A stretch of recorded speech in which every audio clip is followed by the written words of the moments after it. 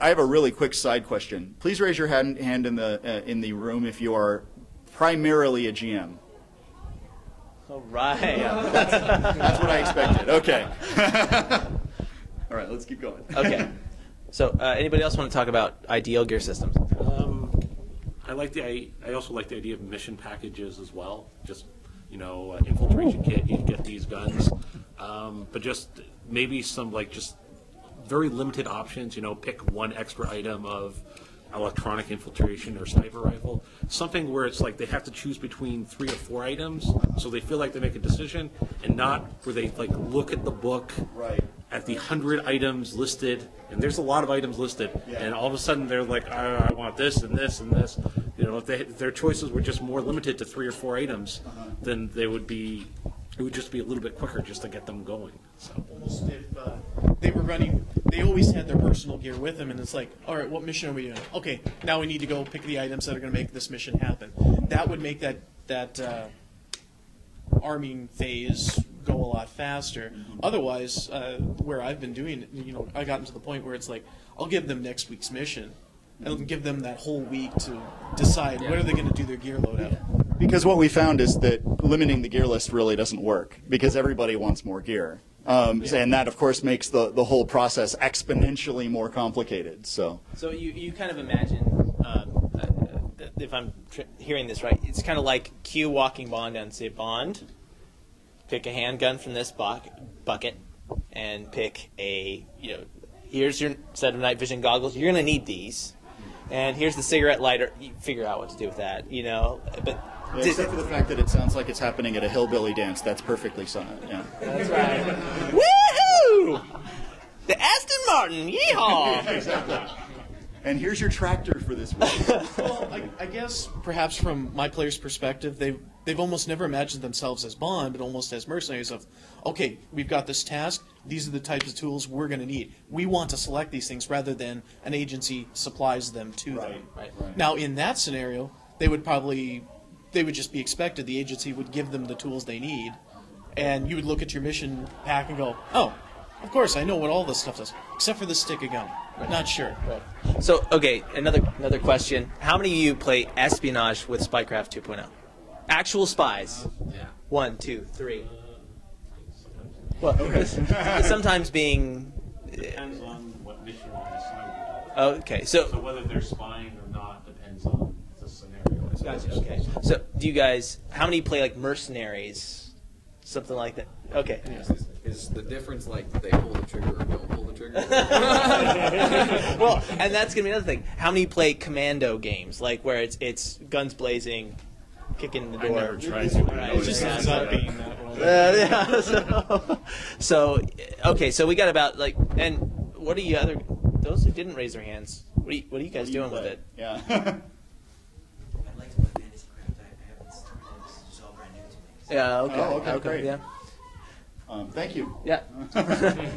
So, yeah. I'm sorry. Just an aspect that a lot of times I don't see the players going for, and I don't know if maybe there's something in the book I missed, was for instance, the hitman that climbs the tower across from the building where the senator is, and he's like, I watched the room, and I'm like, okay, well, you watched the guard standing outside the room. Like, what? And the whole time in my head, I'm like, dude, he's downstairs in the gym. You could just walk in. I mean, what are you doing?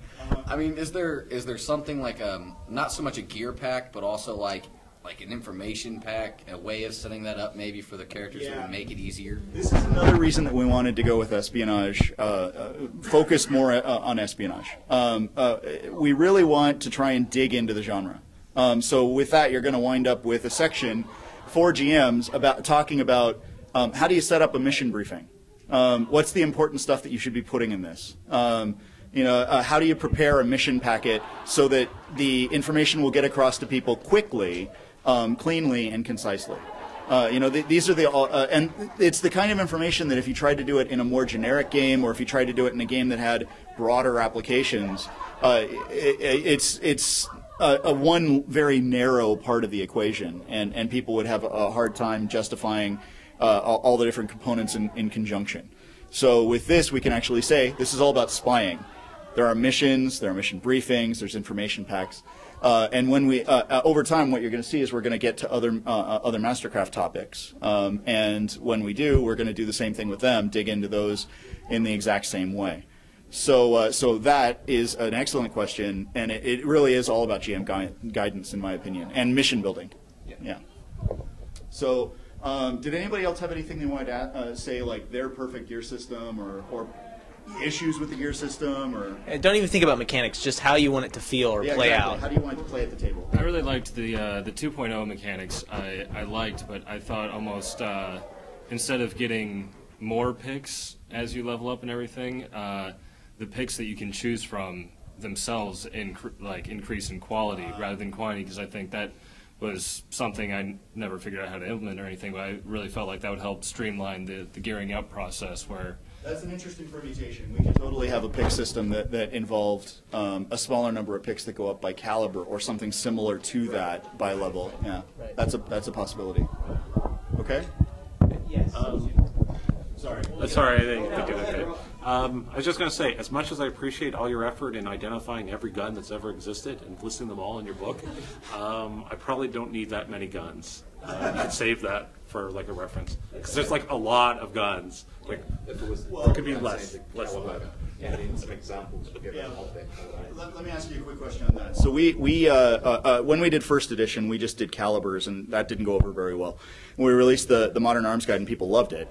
And then in 2.0, it was sort of overkill. there were a lot of guns in that book. Let's face it. So our current thought with third edition is that there will be a more modest selection of everything. You'll still see a few rocket launchers. You'll still see a handful of service pistols and rifles and et cetera, but it'll be a much more compact section. We won't have Jane's guide as a part of the thing. And then we'll do gear and gadgets, which will be more comprehensive. Yeah. Is that more along the lines of what you'd be looking for in terms of that core application? I probably wouldn't even be interested in the gears and gadgets supplement. I just when I'm picking guns. Well, I admit I have one player that loves all the guns and loves the fact he can pick that. It's just when I'm building scenarios, I don't go and say, okay, well, it's going to be this type of weapon. So bad guy needs a rifle. He gets the AK-47. Right. And move on. Yeah, I think the thing is that there's room for gun porn in our game as well, and we can include it. But the people, your player who really loves those guns and wants to pick, we can give him a system that he fits, and say, you go off and pick your guns, come back, and that's fine. Right. He can have that, but we don't deny anybody their toys. It's Yeah. just a matter of getting people their toys in ways that aren't going to impugn the play patterns of all the folks that don't want them.